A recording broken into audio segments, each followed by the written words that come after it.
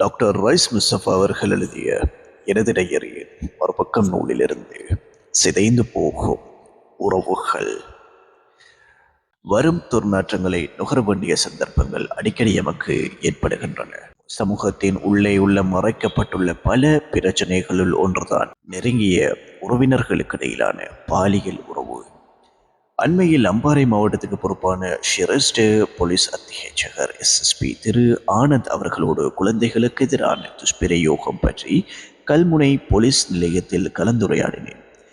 அவரின் கூற்றுப்படி சிறுவர்களுக்கு எதிரான துஷ்பிரயோகத்தில் முதல் நிலையில் இருப்பது சிறுமியர்களுக்கு எதிரான பாலியல் துஷ்பிரயோகமே. அதுவும் வீட்டிலேயே. துஷ்பிரயோகத்திற்கு எதிராக பாதுகாப்பு வழங்க வேண்டிய உறவினர்களே இதற்கு காரணமாய் இருப்பதாக அறிக்கைகள் கூறுகின்றன என்று சொன்னார் அவர்.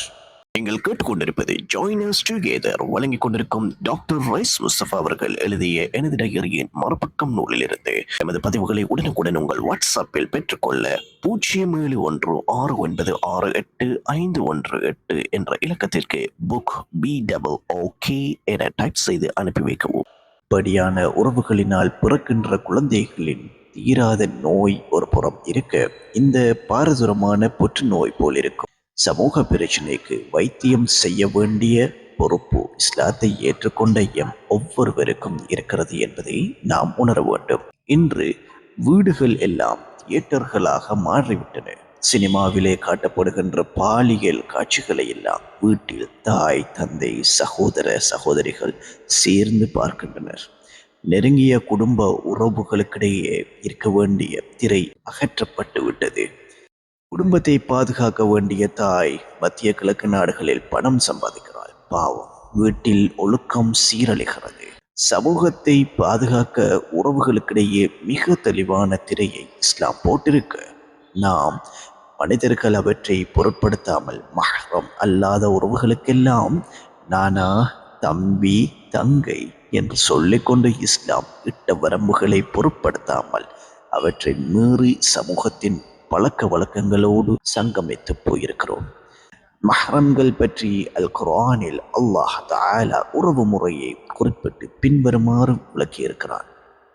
முன்னர் நடந்து போன சம்பவங்களை தவிர நீங்கள் உங்கள் தந்தையர் மனம் செய்து கொண்ட பெண்களில் எவரையும் மனம் செய்து கொள்ளாதீர்கள். நிச்சயமாக இது மானக்கேடானதாகவும் வெறுக்கக்கூடியதாகவும் தீய வழியாகவும் இருக்கிறது. உங்கள் தாய்மார்களும் உங்கள் புதல்விகளும் உங்கள் சகோதரிகளும் உங்கள் தகப்பனின் சகோதரிகளும் உங்கள் தாயின் சகோதரிகளும் உங்கள் சகோதரனின் புதல்விகளும் உங்கள் சகோதரியின் புதல்விகளும் உங்களுக்கு பாலூட்டி தாய்மார்களும் உங்கள் பால்குடி சகோதரிகளும் உங்கள் மனைவியரின் தாய்மார்களும் உங்களுக்கு விலக்கப் பெற்றுள்ளனர்.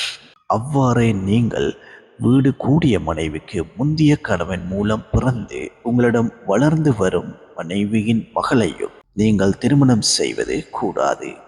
ஆனால் நீங்கள் அவர்களுடன் மனைவியின் வீடு கூடாதிருந்தாலோ உங்கள் மீது குற்றமல்ல. உங்களுக்கு பிறந்த உங்கள் புதல்வர்களின் மனைவியரையும் நீங்கள் மனம் செய்து கொள்வது விளக்கப்பட்டிருக்கிறது. இரு சகோதரிகளை சமகாலத்தில் ஒன்று சேர்த்து வைப்பதும் விளக்கப்பட்டிருக்கிறது. இதற்கு முன்னர் கடந்து விட்டவற்றை தவிர நிச்சயமாக அல்லாஹ் மன்னிப்போனும் கிருபையுடையோனுமாக இருக்கிறான். அல் குர்ஆன் 4வது அத்தியாயம் 22 தொடக்கம் 23வது வசனம். மனிதனை படைத்த இறைவனுக்கு மட்டும்தான் மனிதனின் பலவீனங்கள் தெரியும். அதனை மனிதர்கள் அறிய மாட்டார்கள். எனவே எமது உறவுகளில் நாம் நானா, தம்பி, தங்கை, மாமா, மாமி என்று சொன்னபோதும் கூட இந்த உறவுகளுக்கிடையேயான இடைவெளி எவ்வாறு இருக்க வேண்டும் என்பதை மனிதன் தீர்மானிக்க முடியாது. எமது பலவீனங்களை அறிந்த அல்லாவின் புறத்திலிருந்துதான் அதற்கான வழிகாட்டல் வர வேண்டும். குழந்தைகள் வளர்ந்து வருகின்ற போது தாயிடமிருந்து படுக்கையை பிரித்து போட வேண்டும் என்று கூறும் இஸ்லாம், சமூகத்தின் நோய் தலையிடிக்கு தலையணையை மாற்றும்படி மருந்து சொல்லாமல் நோய் வராமல் தடுப்பூசி இடுகிறது. எமது சமூகத்தை வரையில்லா ஆண் பெண் உறவுகளை பல இடங்களில் தடுத்து நிறுத்துவதன் ஊடாக சமூக சீரழிவுகளை தடுத்து நிறுத்துகிறது.